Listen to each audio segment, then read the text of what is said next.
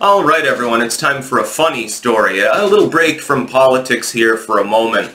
New scientific surveys observing cats and documenting them going through like tight spaces, like little tunnels and doors and shit. Now, some scientists are contending, and this is a serious contention, this is not I fucking love science, it's actually a theoretical contention that they're making on the physics of cats. They state that cats are partially a liquid.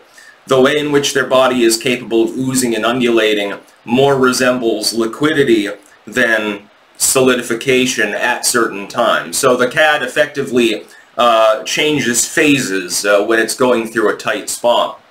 Rodents are kind of like this too.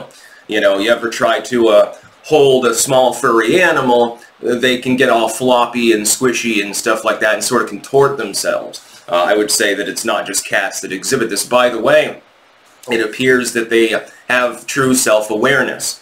That's another contention that these scientists are making. Because of the way in which they interact with their surroundings, it appears that they understand their own fluidity. They understand their own form and so forth. They're intelligent enough to do that. And this would put them on the same order with corvids and a few other creatures. Potentially elephants, 100% sure chimps and things like that. Orangutans, bonobos, but these creatures have a level of awareness that goes beyond, you know, the rudimentary, the lesser animal stage. It would put them just below mankind insofar as communication, self-awareness, things like that. Whales might also, and dolphins and a few others, that they're simply, they're basically like the equivalent of a slow adult.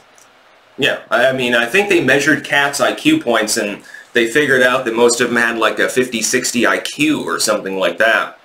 A little higher than dogs, a little lower than like the great apes and a few others. And so it puts them on that same basic rung. So yes, cats are partially a liquid. But then again, you don't really need a scientific study to determine that. All you have to do is watch a cat for 10 minutes. Give it some squishy little place to curl up and into as a ball. And it looks like they've just filled a bowl. They no longer seem to resemble a solid object at times, especially when they do like the bread thing in a really small box. You know, it's basically a gelatinous substance with a head attached to it. It's actually quite funny. Again, try to grab a cat and pick it up that doesn't want to be picked up. You'll feel the fact that it's fluid, at least partially. It'll wriggle and wiggle and maybe scratch you in the process, give you a little nibbly bite here and there. Ultimately has a pretty good odds of escaping your grasp.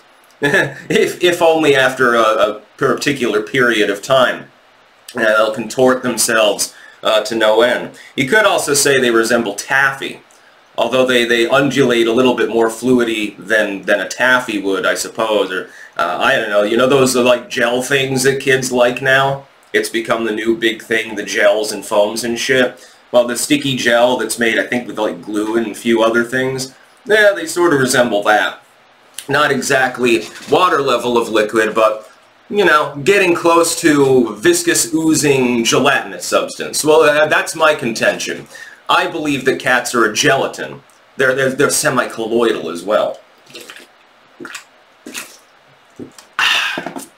You know, they just ooze around. Watch them wiggle around on the floor. Sometimes they resemble a snake more than anything else. They can act like little snakes too. Especially when they dart out in front of me and try to trip me on purpose. And trust me, they are doing it for their own amusement. I'm well aware of this. I'm wise to their tactics. That's about all. Peace out.